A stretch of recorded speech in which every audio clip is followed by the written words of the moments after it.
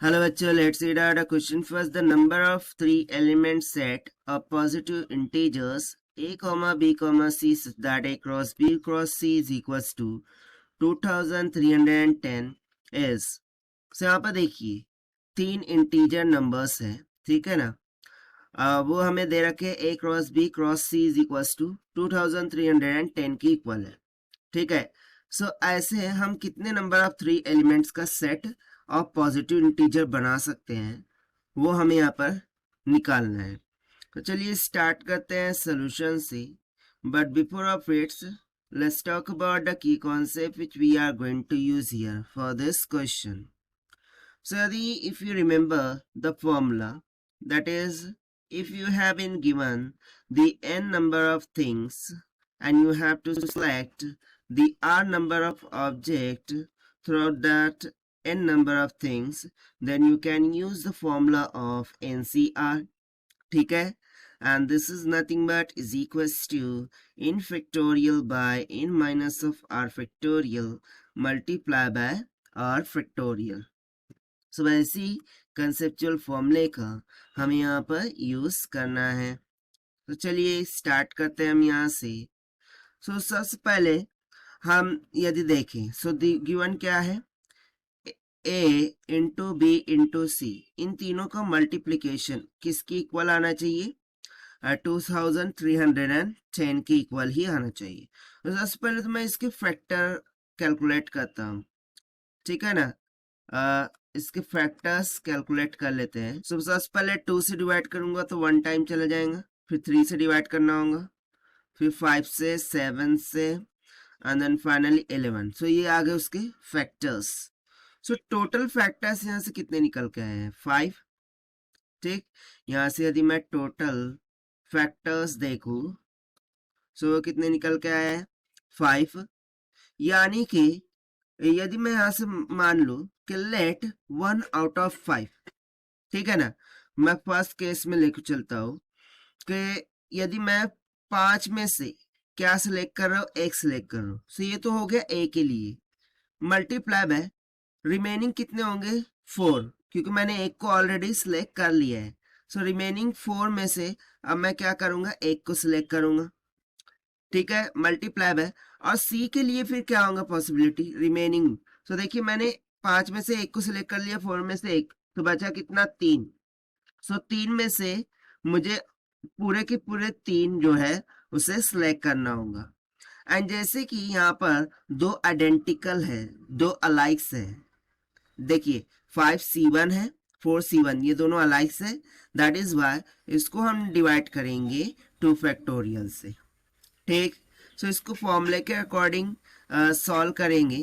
सो देखिए ये क्या हो जाएगा, 4 फैक्टोरियल डिवाइडेड बाय 5 माइनस 1 यानी कि 4 factorial multiply by 1 factorial, multiply by ये हो जाएगा 4 factorial by 3 factorial, multiply by ये हो जाएगा 3 फैक्टोरियल बाय 3 माइनस 3 यानी कि 0 फैक्टोरियल इंटू 3 फैक्टोरियल, राइट। सो और डिवाइडेड में क्या था हमारे पास, 2 फैक्टोरियल। सो इसको सॉल्व कीजिए, सो इसका आंसर नियर अबाउट 10 के इक्वल निकल के आ जाएगा, ठीक। उसके बाद नेक्स्ट केस हम डिस्कस करते हैं। अब नेक्स्ट सेकंड केस में हम क्या बोलेंगे कि the number of ways that I can select the values A B and C will be. अब मैं क्या करूंगा, तो पहले मैंने कैसे सिलेक्ट किया था, ए को 5C1 किया था, लेकिन अब मैं क्या करूंगा, ए को 5C2 सिलेक्ट करूंगा, ठीक। सो रिमेनिंग कितने हो गए, 5 में से 2 गए, 3। सो रिमेनिंग 3 में से मैं बी को एक ही सिलेक्ट करूंगा भाई, ठीक। सो रिमेनिंग कितने बच गए, देखिए 2 और 1 3, बचा कितना, 2। सो वो जो 2 है उसमें से पूरे की पूरे मैं क्या सिलेक्ट कर लूंगा, सी को सिलेक्ट कर लूंगा। और जैसे कि अगेन यहाँ पर 5C2 2C2 ये दोनों अलाइक हो गए, एंड दैट इज वाई इसको हमें डिवाइड करना होगा 2 फैक्टोरियल से।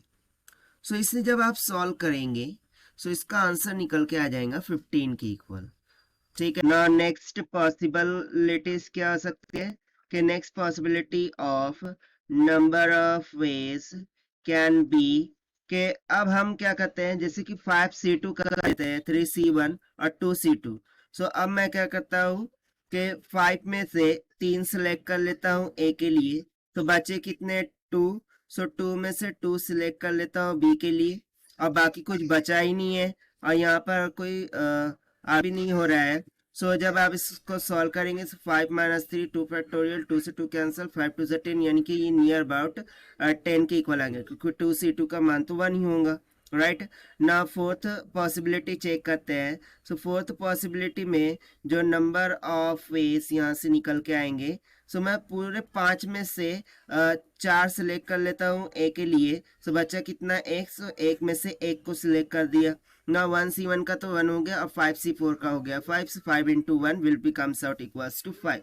सो मुझे क्या कैलकुलेट करना था, total number of ways of selection, right. So यहाँ से मैं बोल दूंगा कि जो टोटल नंबर ऑफ वेज होंगे that will be equals to 10 plus में 15 प्लस 10 प्लस 5 के इक्वल, ठीक है, क्योंकि ऑलरेडी हमारा क्या निकल के आया था, देखिए यहाँ से 5 प्लस 10 प्लस में 15 प्लस 10 प्लस 5, ठीक। नहीं, ये 5 तो उसका था, सो 10 प्लस 15 प्लस 10 प्लस 5, राइट। सो जब आप इसको ऐड करेंगे, so total number of veg यहाँ से कितने निकल के आ जाएंगे, 40 के इक्वल, और यही हो जाएगा हमारा आंसर फॉर दिस क्वेश्चन। तो this is the required solution which we have solve by using the concept of n number of things can be choose by using the formula of NCR equals to n factorial by n minus r factorial into r factorial के फॉर्मूले से। Now let us take the option. So option A will become correct. So this is the required solution. I hope you understood well. Best of luck. Thank you.